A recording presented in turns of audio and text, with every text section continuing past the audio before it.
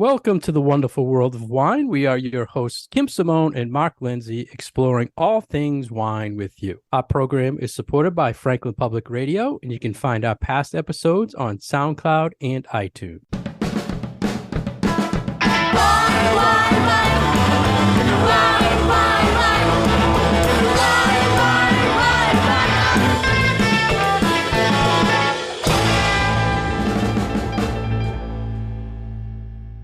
Hello again, everybody, and thanks for joining Kim and I today on the wonderful world of wine. How are you, Kim? I'm doing fine, Mark. Good to talk to you again. You too, and excited for today's show, Kim, because it's football season, my favorite time of year. I know you love football.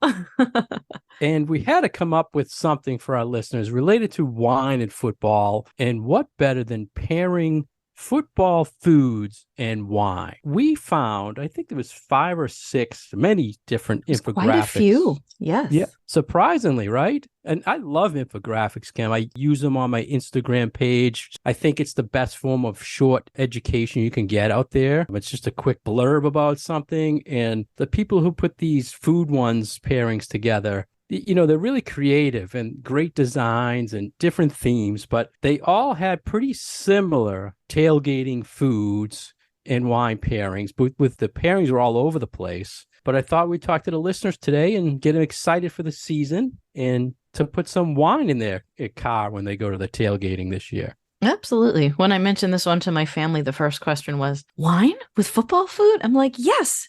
It doesn't just have to be beer. Like there is a lot of variety of snacks and things that we might want to have with us either on the couch or tailgating. And I think that wine has a place next to a lot of those foods. Yeah. And whether you're tailgating in the parking lot or in your house, right? I mean, these are foods that travel or on your couch. They all work. And I bring wine with me when I tailgate.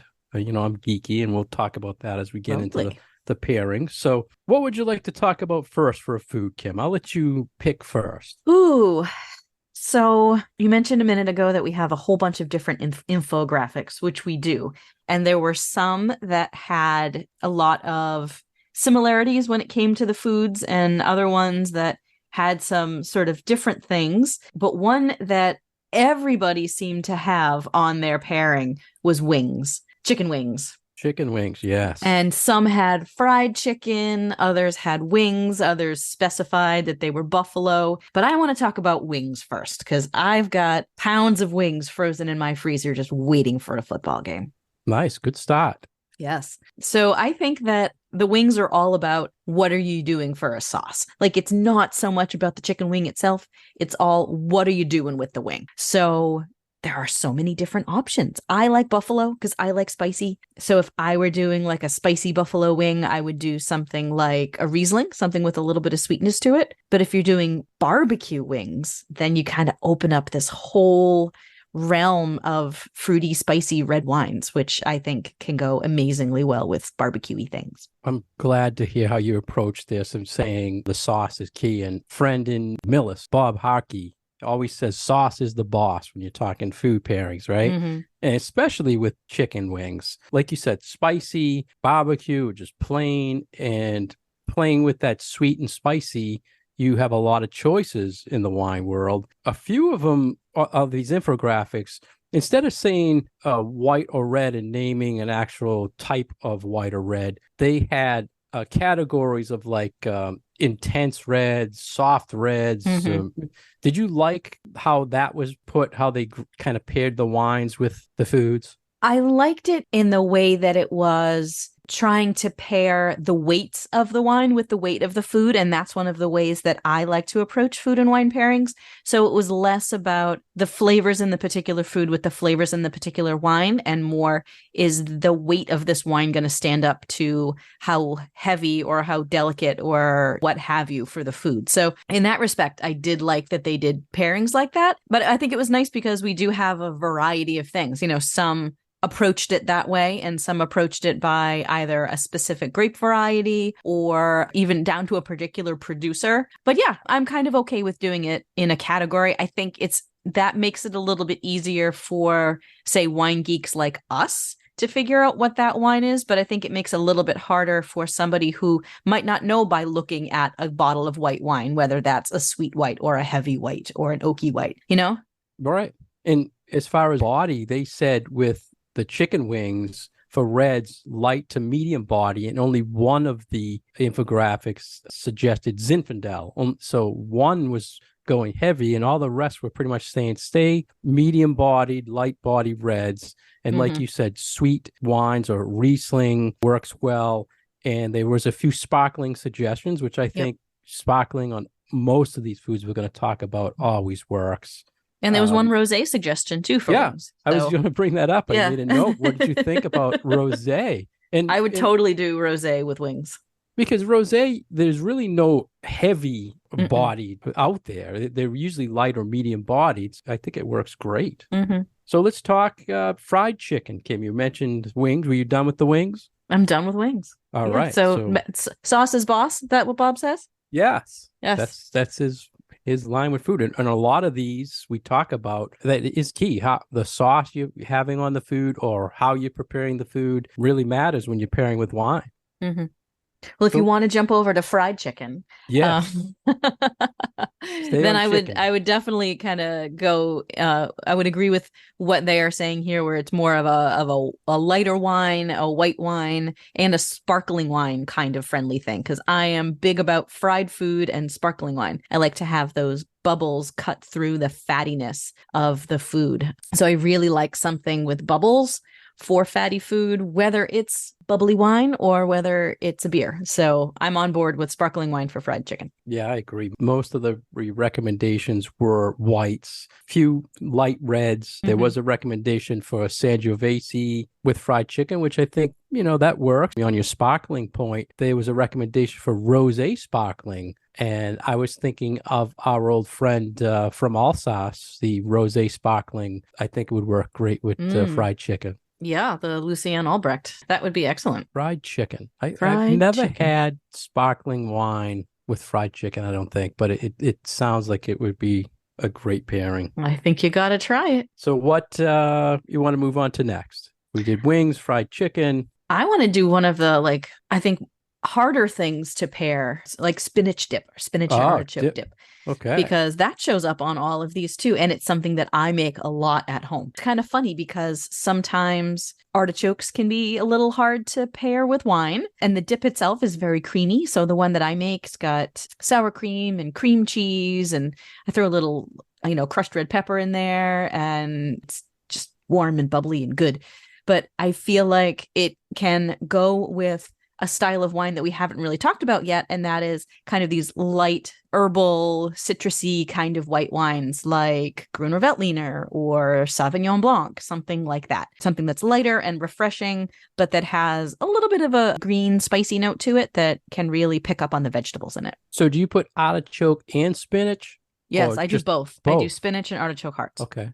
Yes. So many of the listeners might not know this, but artichokes are one of the probably hardest foods they say to pair with wines. And what is that, Kim? Because what's in the artichoke? Is it? It's a particular chemical compound that makes a lot of wines taste like metallic. And I forget what the actual compound is, but it makes a lot of wines just not taste very good. What are you mixing it with again? Like what's in the dip? Yeah. Like cream cheese and sour cream, and a little bit of mayo in there. Yeah. And cheese, it's all creamy stuff. So that's really helping offset that. Yeah. So it's like, think of it as pairing wine with cheese almost, less than pairing it with the dip. So the vegetables are a little secondary, and I think the creaminess of the dip is kind of the primary thing that you get. But I like having something like that with a wine that can bring out those vegetable flavors of the dip. See, I'll be honest with you and the listeners. I didn't even have this on my list because it would never be in my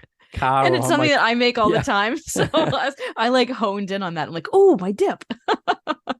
Yeah, but I like how you played on the creaminess. And I think staying with dips, there was a lot of chips and dip pairings in this. And I think there's a bunch of different ways you can look at it. Like your dip, there was onion dip, there's 7-layer dip. We haven't talked about nachos and stuff yet. Yeah, I mean, that's all. What type of chip are you using with the dip? What type of dip are you using? It all can play differently in how you pair it with the wine. So let's talk for a second about just, nachos with a salsa dip. Would you go a totally different direction with like tomato salsa? I think it would depend on how spicy it was. Yeah. If you don't have too much spiciness in it, I would go with a light red. And I've had Tempranillos that have gone really well with like Tex-Mex food. I've had some lighter bodied but spicy Shirazes that have worked really well. So I think there is room for experimentation and flexibility and like being able to try some reds with some of these things. Like I would totally do a light red with like quesadillas and nachos and stuff like that. So yeah, and there were some suggestions about Tempranillo, so you're right on with that. They went with like Riesling, little sweetness. You could also, again, sparkling would work with that. What about with onion dip, Kim? Onions and wine. Yeah, I honestly have not tried onion dip and wine. My kids love onion dip. So whenever their friends are over, I always have to make onion dip. But because the kids are over, I'm not drinking wine with it. So haven't really tried any wine with onion dip. What's the classic onion soup in wine? Is it it's Lipton. Yeah, what's the wine they say is always the classic pairing with onion soup? Good. Is it it's like idea. Sauterne or something? Isn't it like a sweet dessert wine? Oh, with like a French onion soup or something? Yeah. I don't know. I've missed that one. I'm wondering if like something really sweet would offset. Well, the onion can be kind of overpowering of a flavor. Yeah. So you would need something that would stand up to the onion flavor. What about sparkling? Would the bubbles offset some of that? You know me. Sparkling's going to go with everything. Still works, right? That's exactly what I said early on. Sparkling is going to work with all of this. What about 7-layer dip? There was a recommendation for Viognier. Now, I'm thinking 7-layer dip is always something with little spice in it, right? One of the layers is hot. It's like nachos, but different. It's like all the stuff that you would put on top of nachos, but it's in dip form. And usually there's like some avocado in there and there's like a creamy layer. And again, delicious. I'm thinking sparkling. All right. When you said all that. When in doubt. Yeah. When in doubt, bubble. My go-to dip is a pepper relish with cream cheese. Ooh. And I like that too. It's a little spicy, but you get that cream cheese. So a lot of like medium bodied whites and reds go with it. You can play a lot of different wines with it. What do you want to go on to next, Kim? I think we should start focusing on some things that go particularly well with big reds, because there's a lot of rich, flavorful, kind of fatty foods that we can do for game day, like burgers and meatballs and barbecued ribs and things like that. So there's, I think, a lot that you can have on your menu and on your table that goes particularly well with big reds. Yeah, burgers, I think. Burgers. Whenever you're tailgating, that's the thing people are throwing on the grill. Yeah, anything off the grill. Yeah, so they were saying heavy-bodied whites or intense reds is the key with burgers. And again, you could play it on the type of sauce you're using, the type of burger. It could be beef, it could be turkey, it could be chicken, right? I mean, it all depends. One of the things I saw that I really liked for a suggestion was Lambrusco with a burger. I think it's a great pairing. What'd you think of Lambrusco? It's nice, and it's a different suggestion. And I really like Lambrusco with like fatty, meaty things like sausages and pepperoni and, any of those things. So I think it would actually go really well with the burger because it's palate cleansing and it can be refreshing. And I think that just makes a really nice counterpoint to a fatty burger. And you get the weight, you get the fruit, you get the bubbles, it hits all points for pairing. And they said, intense wines, a lot of cab. There was even one Tanat recommendation, which is really, really heavy. What about whites, Kim, with the burger? What do you go for when you're having a burger and a white wine that's not sparkling? I think you could do a whole variety of things as long as it's got a little bit more going on. So I think Chardonnays would be fine, whether oaked or unoaked. Definitely do a Chardonnay. I think Chenin Blanc would also be a nice pairing. Again, because there's enough weight. There's a lot going on. There's a lot of complex flavors generally with Chenins. So I think that either of those grape varieties would certainly stand up to a lot of different things that you could put with them. It's interesting you said oaked or unoaked Chard, because I would definitely I want to oak something's heavy, something Yeah, you want something bigger. really. Yeah. Yeah, but it's interesting. It would both work. You can have something that's a good fruit Chardonnay. I wouldn't throw away a white Burgundy with a burger, that's for sure. It'd be a waste, but I wouldn't throw it away. Yeah, it might overwhelm the burgundy a little bit. But you know what? The white burgundy might stand up better to the burger than the red burgundy would. Yeah, that's true too, because the be so light. I'm surprised there are fewer or not as many Italian wines mentioned in all of these infographics, especially when we're talking about cheese and charcuterie boards and pizza and a lot of these finger foods. I think really are well suited to Italian wines because they've got tannins, they've got nice bright acidity. So that's something that I would say to people is something that could have a really happy place for enjoying some football is a nice bottle of Sangiovese or a nice bottle of Dolcetto would go great with a lot of these things. Yeah, and I think, we mentioned Sangiovese with the fried chicken. We mentioned Lambrusco with the burgers. And on the second half, I think there's a few I saw that we're going to mention with other foods. So we'll get to that.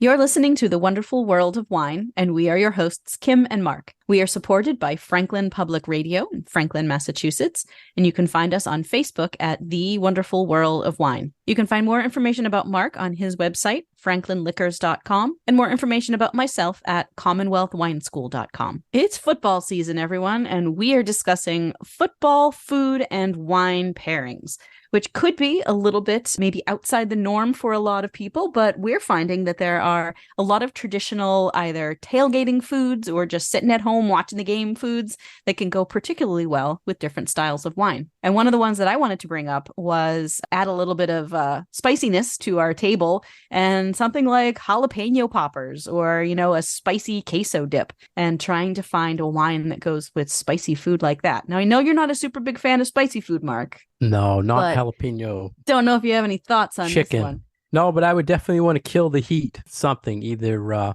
bubbles or something sweet to really tone down the heat. Yeah, this is when I would go for something with a little bit of sweetness to it. So this is where I'm going with my Riesling. Either I've been having some really nice ones from the Finger Lakes of New York lately. Germany is always a go-to. There's some nice things from Washington State as well. Luckily, a lot of producers of Rieslings these days put a handy little scale on the back of the bottle that'll tell you just how sweet or how dry it is. So when you're looking for Riesling, flip it over and it'll be a scale from dry to dessert. So pick what you like and where you want to be. To go with something that has some heat to it, I tend to go in the semi-sweet or off-dry category because you're right, it does cut that heat. Yeah, that's where I would go. Yeah. I agree with you. So that'll go with our jalapeno poppers and also our buffalo wings. And if anybody has particularly spicy nachos or anything like that. Yeah, we're hungry. I'm sure the listeners are all hungry now. I'm ready for football and I'm hungry. That's right. Give me a plate of something fried. and I'm thinking people are thinking, Kim, who brings wine to the tailgate. You don't see it when I'm walking up to the game. All I see in the empty trash barrels is beer, right? And I don't see wine. It is a little bit easier to bring around cans of beer than it is to bring around bottles of wine, honestly. Yeah. But keep in mind, there's cans of wine, there's little boxes of wine. You can, and I bring a sparkling Moscato all the time, and I pair it with whatever I'm having at the tailgate. I know it sounds kind of geeky, but when you think about it, like a sparkling Moscato that's flavored, you have like a strawberry, you can do a blueberry. Oh. They really work well with a lot of these foods we're talking about, and it's easy to kind of transport and they have good color to them. There's blue and red. So why do you think they pair so well? I like the sweetness. Kinds of foods. The sweet, I like that it has sweetness. It has bubbles, and it has the fruit flavor that you pick. The strawberry, I think, works well with. And I have like meatballs, which we should talk about. Let's go to that too, because I want to stick back to meat. You off these vegetarian things. I know. I go to I'm going with vegetables. Yeah. Now, all right, let's go back to meatballs. They did say most Italians on most of them. So anything Italian really works with meatballs. You want to stay maybe away from the tannic stuff, but it all works. And they mentioned a lot of intense reds with meatballs, Zin, Syrah, pretty much every red. Yeah. And again, how you top them, how you make it. Are they Swedish meatballs? Are they sweet and sour meatballs? Are they Italian meatballs with red sauce? It all depends. One of the recommendations I have for this that I absolutely love when I have meatballs and sauce is Ramato Pinot Grigio. So an orange Pinot Grigio. So it has a little bit more body. Yeah. And it's just a phenomenal pairing. If There are some good ones out there too. It's supposedly a hot trend, Kim, but I think I'm the only one drinking it out there. I have one that I brought into the wine school because I loved it so much. And I think I only brought it in for myself. The body is just interesting, right? Yeah. I mean, and complex. Like the flavors are really complex. Like you get, for people who don't know what Ramato is, it's kind of like a rosé. And because Pinot Grigio is, we think of Pinot Gris or Pinot Grigio as a white wine, but the skin actually has some pigment. So when you make the wine with contact with the skin, you get this like pinkish, grayish, almost like golden sort of tint to it. And it adds this whole nother layer of complexity and flavor to the wine. So they really are very interesting and are fun to search out. Yeah, and the skins not only give it color, but it gives it a little more texture and a little more body to it. Mm-hmm. Yeah, so for our listeners, seek it out. What about sparkling with meatballs, Kim? Still good? Probably still good. I would want something sour a little meatballs. See, when I think meatballs, I don't think sweet and sour meatballs. I think what my grandmother made, But yeah, I do like sweet and sour meatballs and Swedish meatballs and all those things. See, that's one of my tailgating staples, is sweet and sour meatballs. It's like a grape jelly with some chili sauce. Oh, you need a million of those. See, that's something that I bet the Lambrusco would go well with.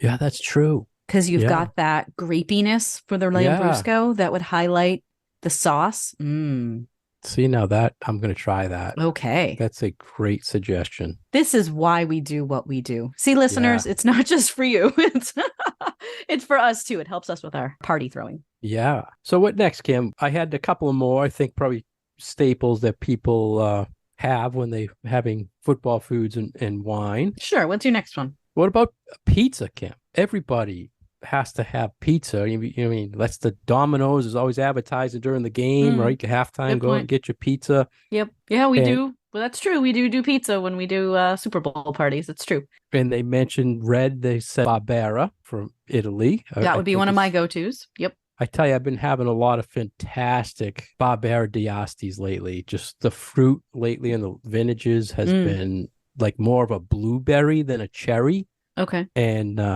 man, it would really go good with pizza. Medium bodied, good acidity to go with the sauce. Yeah, and the last few vintages have been pretty good from Northern Italy. So there's a lot of good stuff out there right now to buy.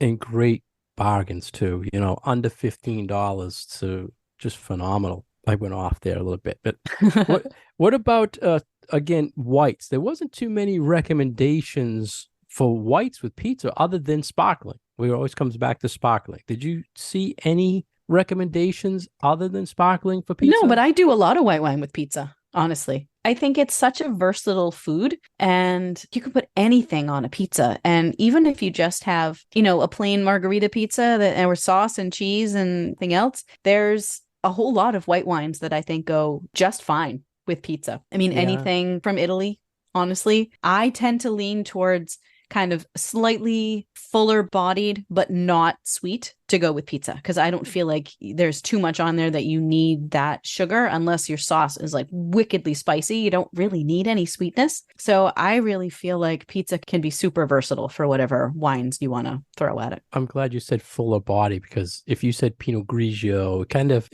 the food just overpowers a Pinot Grigio. It's just so light bodied and doesn't really work. But there's so many other Italian whites that have more body that really work well. A lot of whites from Spain too can totally stand up to food like that. Yeah. The other one I had, Kim, I think we have to talk about, you see all the time when you're tailgating, is a sausage, right? And again, this is similar to talking about the wing topping.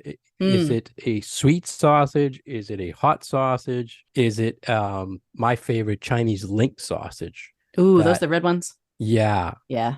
Those with some sort of sparkling is just, a really good, you got a little bit of sweetness with the sweetness of the sausage. But again, if you're topping it with onions and peppers, we might be going a different direction with the pairing, right? So I go a completely different route when it Okay. comes to sausages, because I think Italian sausages and peppers and onions Yeah. and all those sausages have fennel in them. So I like a white wine that has like a really herbaceous note to play off the fennel. So Nice. like something like a Verdicchio or a Vermentino, something from central Italy that's going to refresh when you taste it, but also not completely disappear because it has a lot of the same flavors as with the sausage. So it's going to complement it pretty well. That's a good suggestion. Jealous too, because one of the things I have problems with when I'm tasting Italian whites is detecting herbal and nuttiness in Italian whites. Because I'll be a tasting, people like, oh, this has hazelnut or this, and I get none of that. I just have a hard time detecting it.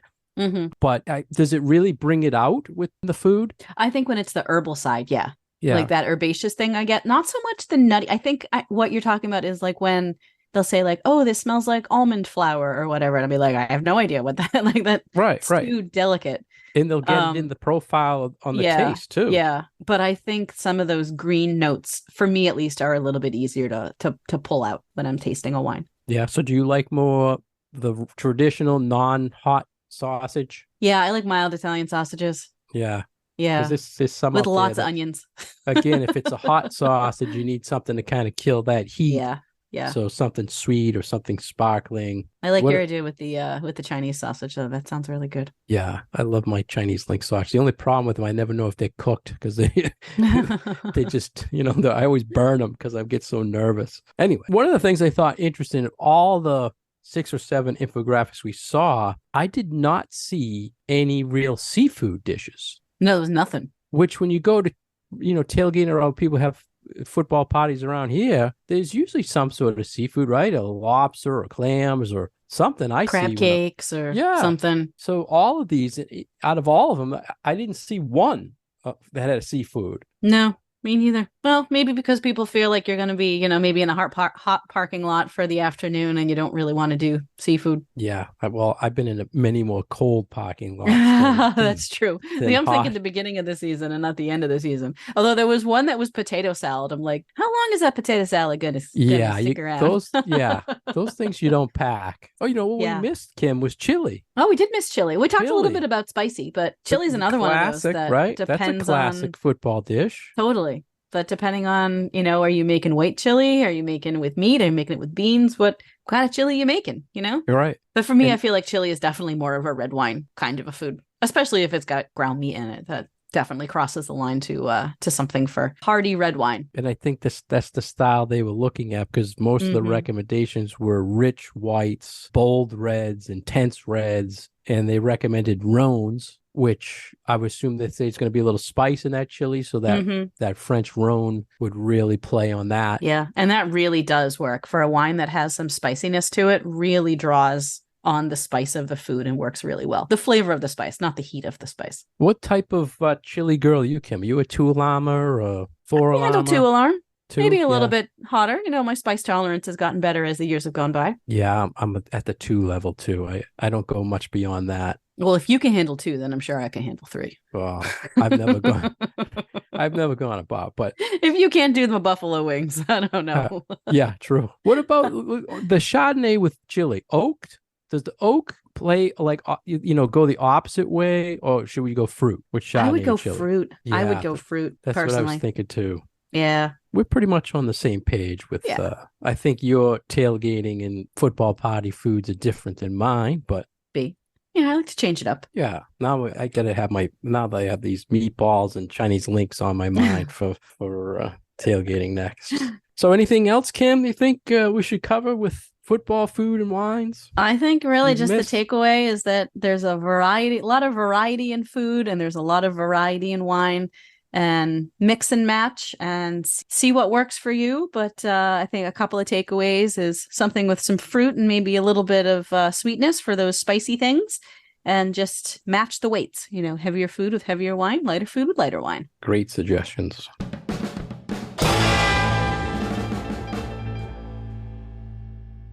Thank you for joining us today on The Wonderful World of Wine. We've been your hosts, Mark Lindsay and Kim Simone, exploring all things wine with you. You can find more information about Kim at commonwealthwineschool.com. You can find more information about myself at franklinliquors.com. Our program is supported by Franklin Public Radio. You can find our past episodes on SoundCloud and iTunes. You can also find us on Facebook at The Wonderful World of Wine.